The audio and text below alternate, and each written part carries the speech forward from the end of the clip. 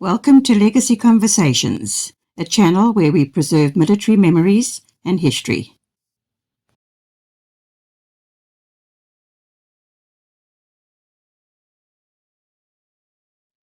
Hello everyone, it's Koos here. I'm very excited today because we're at the SAAF at Swartkop and we've got Trevor Ralston, he's a test pilot, and he's telling us about the Rooivalk Attack Helicopter. And as you can imagine, he knows a lot about that helicopter, which is still in service. This is the first experimental model, but he will explain himself. But before we start, let us listen to our sponsors. There's something I want to bring to your attention, and that is Gauteng James. That's an author, and he wrote many books, dozens of books, and all of them has to do with South African military, has to do with espionage, counterterrorism, that type of thing. And each of those books are written with a specific purpose, and there are 53 of them. And Gauteng James have been a sponsor of this channel like in forever, since the very first video came out. So whatever Gauteng James books you buy, come back to Legacy. And they are available on audio, they're available on Kindle, they're available in paper, hardcover and softcover. All of them are available on Amazon. Some of the books are available in South Africa as well, in softcover, and I'll leave the details here. I urge you to have a look at it, go to the website, have a look at the website, and I'm sure you're going to discover marvelous things there. I can be very blunt to you. If you like Legacy, if you want to support Legacy, want to support us in what we do, then please go and look at the Gauteng James books. Get hold of them.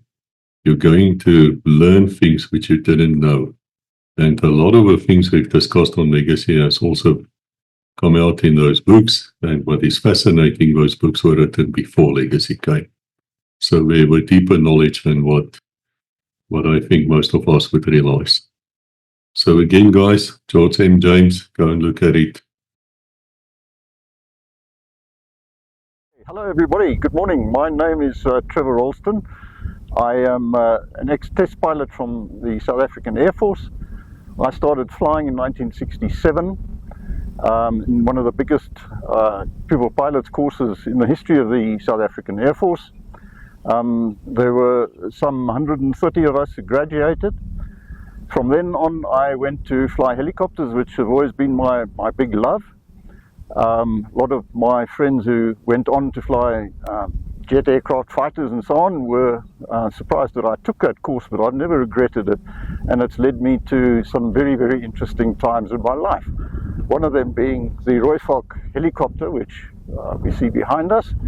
The Rooivalk, which is a dedicated attack helicopter. It was known as the AH2, Attack Helicopter 2. Rooivalk in the Afrikaans language of South Africa means red falcon. That's what the name means. Now, the part of my career which gets interesting is that after having done a number of tours on alouettes in the bush in the late 60s, I then went on to instructor's course, and I've always had a great interest in test flying, and I was lucky enough to get into the groove, as it were. And in 1977 I was selected to go to the Empire Test Pilots course in Boscombe Down in England, where I did the helicopter test pilots course. That then led to, as I have talked about in another video, the development of the Alpha XH1, a development helicopter which set the tone, as it were, for the development of the Rooivalk. Now, the war in the bush, the 70s, late 70s, was becoming more and more intense, and there was a distinct operational requirement identified for the development of a attack helicopter. So whereas the Alpha XH1 was purely a project designed to build a team and to show to the South African Air Force, the Defence Force, that the country had the capability and the people to be able to produce potentially an aircraft like the Rooivalk. So what really defined the layout of the Rooivalk, if we look at it from nose to tail, I think the most prominent feature is, starting at the nose, is the gun and the surveillance pod, the two tandem cockpits, the main undercarriage and the tail undercarriage. And why it developed that layout was purely because of the need to operate at very low level so that the aircraft is invisible for as long as possible to the enemy. To be able to fly at low level requires, number one, excellent view from the cockpit for both crew members. Now, to achieve that, bearing in mind, and I must mention this, that the dynamics of the Rooivalk are based on that of the Oryx helicopter, which I'm sure someone else will talk about. You get some information on that. But the layout that was demanded by the operational side dictated that we needed a cockpit as is there. And if you imagine the layout of the Oryx helicopter, or even a Puma, it is clear that the engines being forward mounted reduce the ability to effect a design like this. So there was a major change in the basic dynamic train, the drivetrain, the gearbox, the rotor system, from that of the Oryx, where the engines were moved aft towards the tail so that we could have space in the front for the tandem cockpit. That meant that the engines were, in addition, spaced wide apart, less vulnerable, but then we had to design combining gearboxes and to design an input to the main gearbox from the rear. So that was quite an engineering task. Further than that, the layout then kind of looked after itself in terms of the fact that we needed a tail wheel because we needed the cannon in the front, we needed the sight in the front for maximum visibility and maximum range of operation. You couldn't have a nose wheel because it's a bit of a problem. So that all really defined the layout, the basic layout that you see here of the Rooivalk. Sighting system in the front, cannon in the front for maximum view, maximum articulation, two crew members with excellent visibility from the cockpit, the two engines spaced widely side by side in the gearbox. We'll get to the other systems. I'll talk about a little bit more detail of the sand filters and the infrared suppressors, and also a lot of interesting stuff on the tail layout of the helicopter. So the maxim that we had, the little saying that we had was, in the operation of this helicopter in a dangerous area, we had to avoid detection. If you've been detected, you must avoid being fired at. If you're fired at, you must avoid being hit.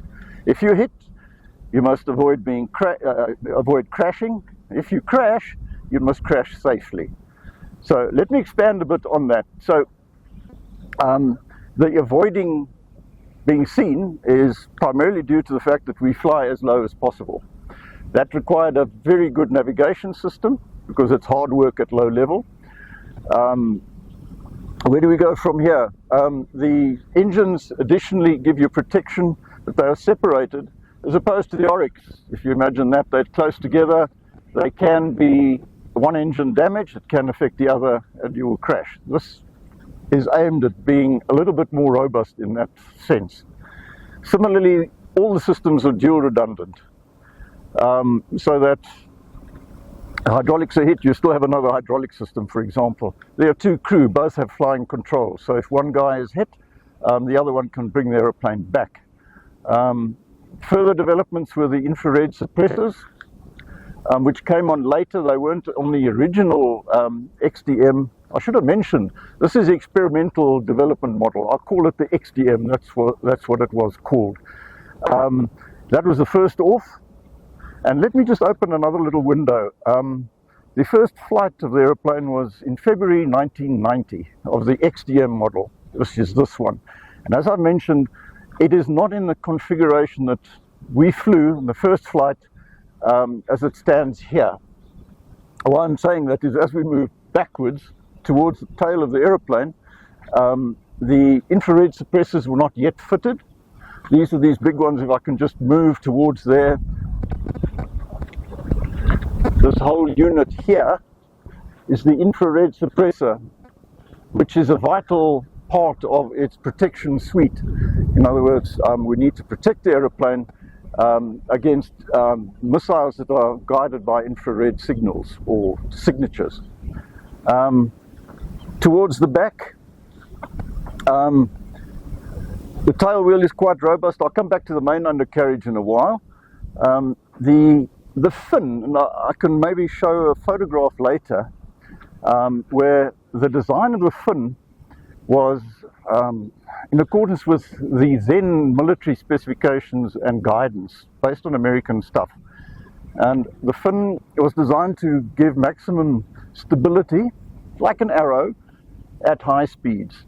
We quickly found out that although it was effective at high speeds, what the aeroplane really needed was to be maneuverable at low speed to avoid, as I mentioned, the little ditty that we had, to avoid being hit. If you see someone, you're able to move at low level, in the hover even, quickly, sideways and so on. Just an interesting thing with the development of the tail surfaces, that's the vertical fin plus the horizontal stabilizer, we were able to achieve, and they're cleared for it, the Rooivalks that are in service at the moment, to 15 knots sideways and backwards.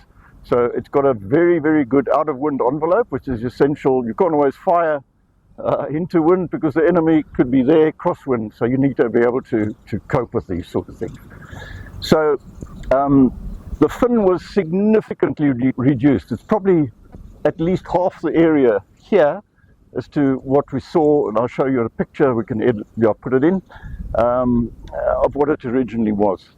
And that's essentially what gave us the capability of avoiding enemy fire, if at all possible. The landing gear, the crash survivability, the landing gear, you can see it's a fairly formidable structure. It was designed to give a crash case of, I think it was around about 10 meters per second vertical, which is pretty fast. In addition to the undercarriage being able to absorb that, there's crushable structure below, and also the pilot's seat. It's a Martin Baker seat, which has crash attenuation in the vertical. So it will relieve the peak loads, the big crash load that you will feel that will damage your back. That'll be relieved during a serious crash. This aircraft, as I said, was the XDM model. Additional things we did on it, which will maybe be the subject of a later talk, was to develop the aerobatic sequence which we used in our marketing efforts. The intention of the Rooivalk, apart from satisfying the Defence Force's needs here in South Africa, there was obviously a hope that we would be able to sell it overseas. So this aeroplane was used to develop, which was used in later air displays at places like Boscombe Down in Malaysia, in the UAE, the roll and the loop maneuvers, the vertical maneuvers that some of you may have seen on video. There are videos of that, and that was quite an interesting development that was essential for later marketing efforts. There have been some stories on the internet, I understand, where statements have been made that the Rooivalk is capable of doing what is called a backflip. Now, a backflip is a non-aviation term really, and I think it comes from what people may have seen, that the Lynx helicopter of the British Army, which has a rigid rotor system, and here I can just explain that this aircraft has an articulated rotor system which does not give the control power. It means the ability of the rotor to produce movement on the aeroplane that the Lynx helicopter does. Now the Lynx is able to do what is called a backflip, where essentially in the hover, and they can apply a rapid back input in the stick, and the control ability of the rotor system is sufficient to flip it right over. Okay. What the Rooivalk does is a more traditional kind of a loop maneuver, which requires forward speed, a dive, pull out, and then over the top in forward flight. So it's very different to a backflip. Another statement that has been heard is that in an emergency to evacuate other or crew from another helicopter that might have been downed in the operational area, there was provision made for the crew of the other helicopter to strap themselves onto the exterior of the helicopter. This, as far as I know, was in the planning and design stage, but it was never implemented as far as I know. But I still think it remains an excellent idea, and I'm not sure whether they will implement it in the future. I might add that I'm retired now, so I have no further dealings with the development of the helicopter. Okay, having had a quick look then at the general layout of the aeroplane, let's have a look at the functional aspects, the main sight in the front of the aeroplane and the cannon first. The main sight in its later developments, and this is obviously just a dummy, it was put on the XDM just for size and shape and weight considerations. But the sight in its final form contained many sensors, not only visionics, by television, low light television, infrared. There was a tracking system, laser designator or a rangefinder, many other subsystems in the main sight. So the main sight, and let me just say, which I should have said in the beginning, the main role of the helicopter was anti-tank. In other words, the threat identified in the 80s was that there was a potential threat of large-scale tank incursions that would need to be dealt with. So the main objective of the Rooivalk was to carry an anti-tank missile. Now this anti-tank missile was developed, but it's, as far as I know, not in use at the moment. But the link between the anti-tank missile and the sight is very important.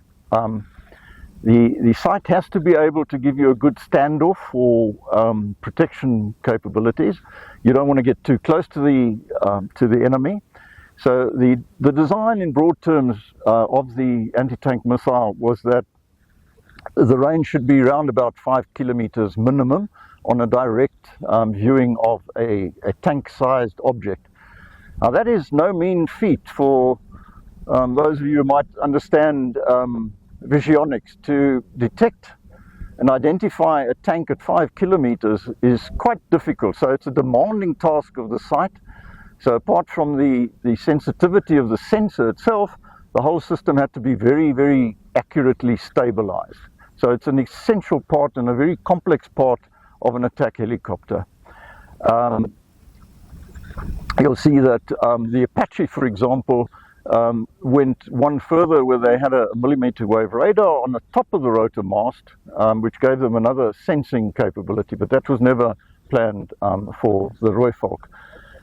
The cannon was intended, and it was a cannon in the production aeroplane, similar to that, or identical in fact, apart from the installation, to that used in the Rotor, a 20 millimeter, a pretty high speed, over 1,000 meters per second projectile, which is very effective at 2 kilometers against soft skin targets, personnel, troops, etc.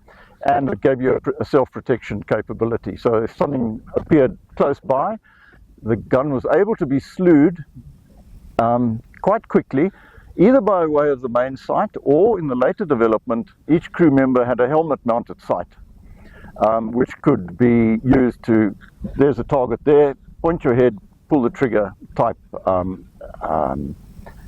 reaction to any of those threats.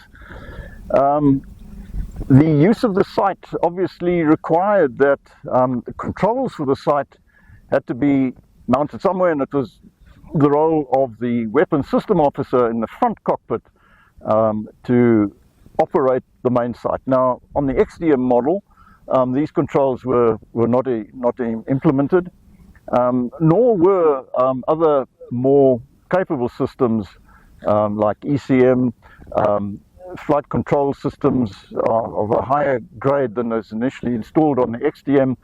So the XDM RIN, to come back to maybe the beginning, was designed primarily to test the airframe and the performance of the helicopter, handling qualities, ergonomics, the findings of which were then used for further development on the following models, which were the experimental development model, or rather the ADM model. The advanced development model came first, and then the experimental, I got it wrong again, not experimental, engineering development model, EDM.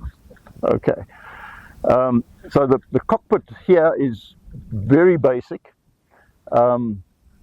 What is not so basic in the whole system, because it was an experimental development model, is the flight test instrumentation system. Now, this became a huge task where a couple of thousand parameters were measured during flight to gather details of vibration levels, for example, structural loads, flight control positions, and a good number of other parameters that are important to gather data for the subsequent work.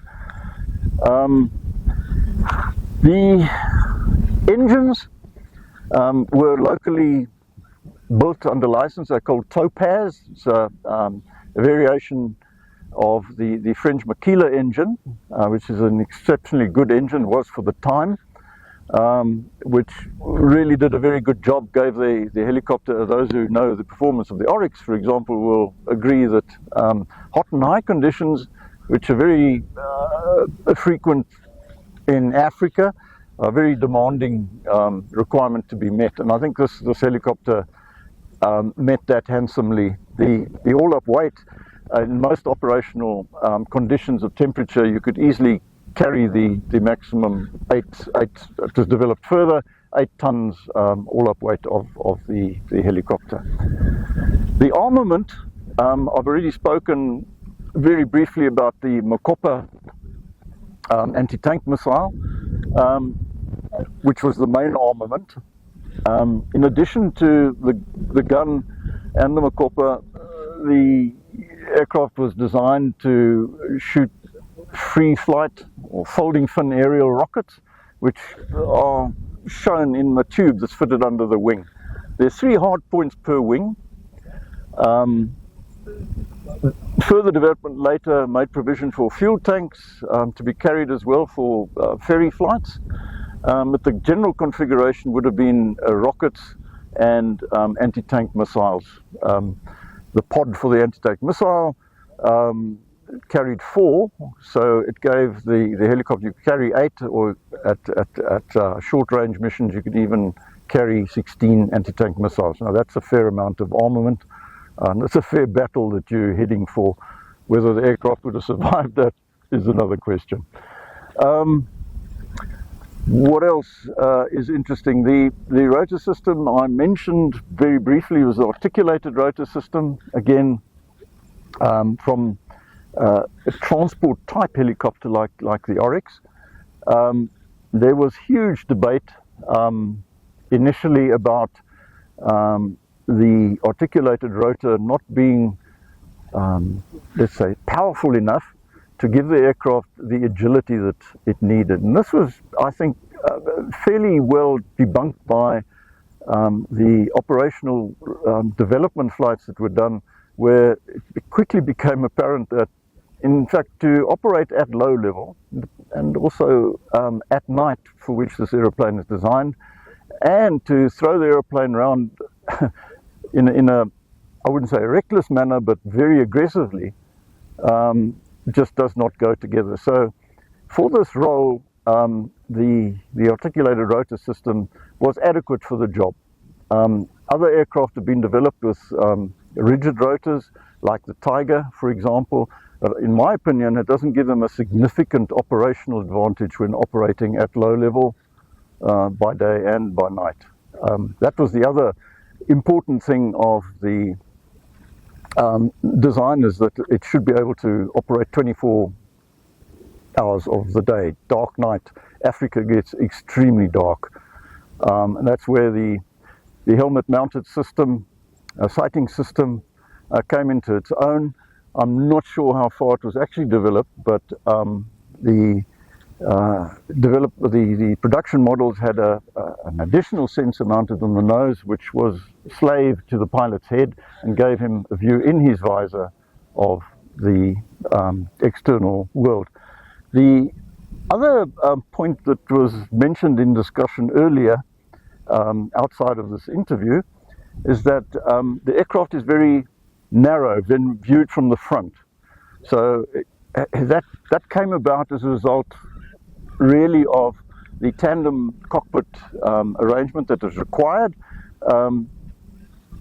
It was a bonus, if you like, and I must say that there was a lot of competition from Sikorsky with the or rather the Black Hawk, where they, on the market at that time internationally, they proposed the Black Hawk modification, which included sensors that we've spoken about similar to this, plus a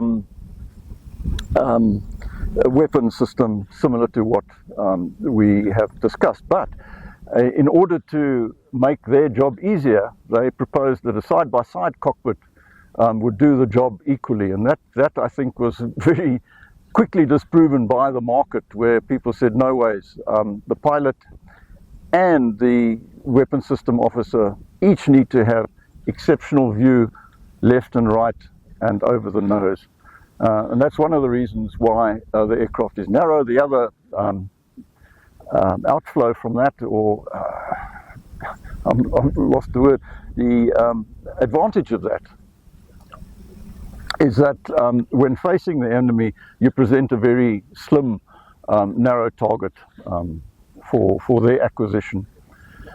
Other systems came later, like radar warning systems, infrared detection, chaff and flare to avoid those or counter those sensors that were looking at you. What needs to be done, I think, and spoken about, is these further developments, and I think that's maybe the subject of a further discussion. So let me call it a day then on the Rooivalk as it stands here, XDM, and hopefully I'll be able to see you guys again sometime in the future and talk about other aspects of the Rooivalk. Thanks very much.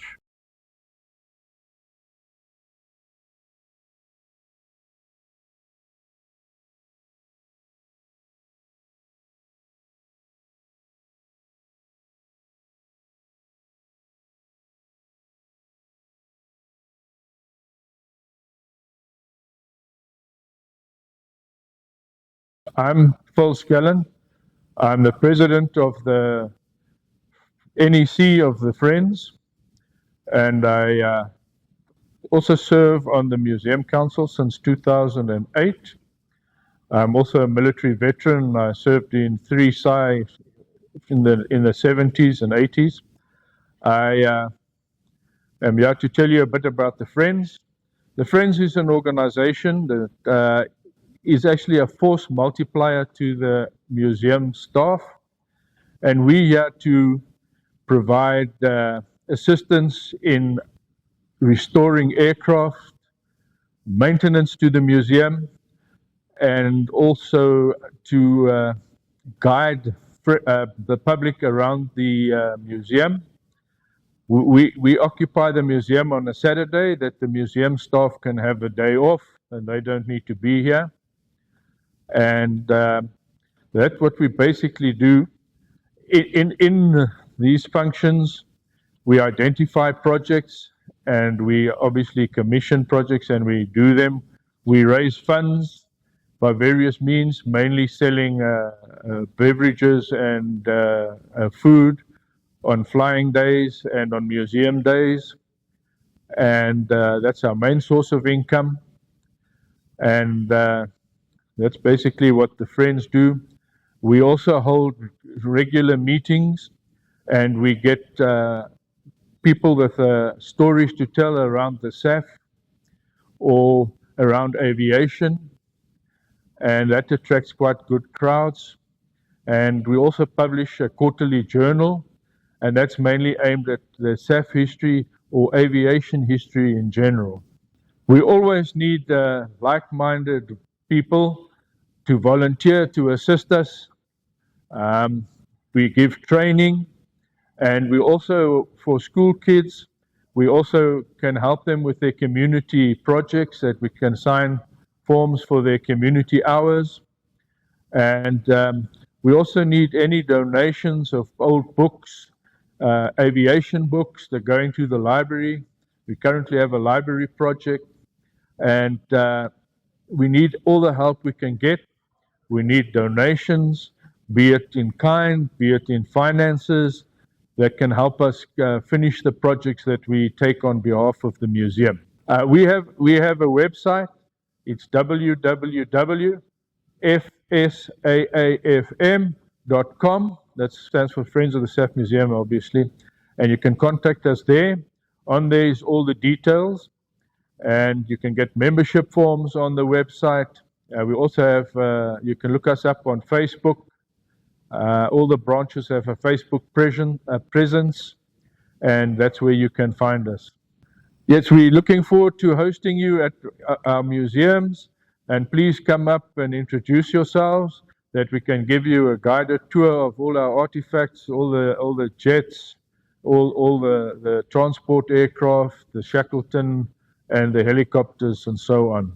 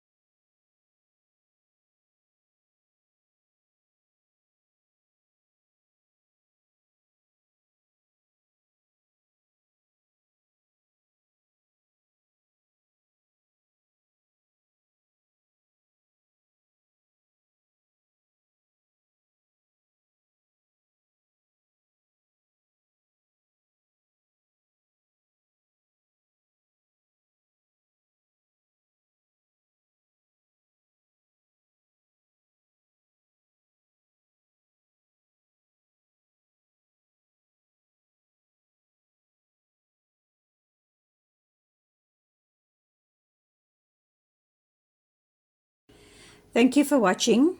Please like, subscribe, and ring the bell to receive notifications.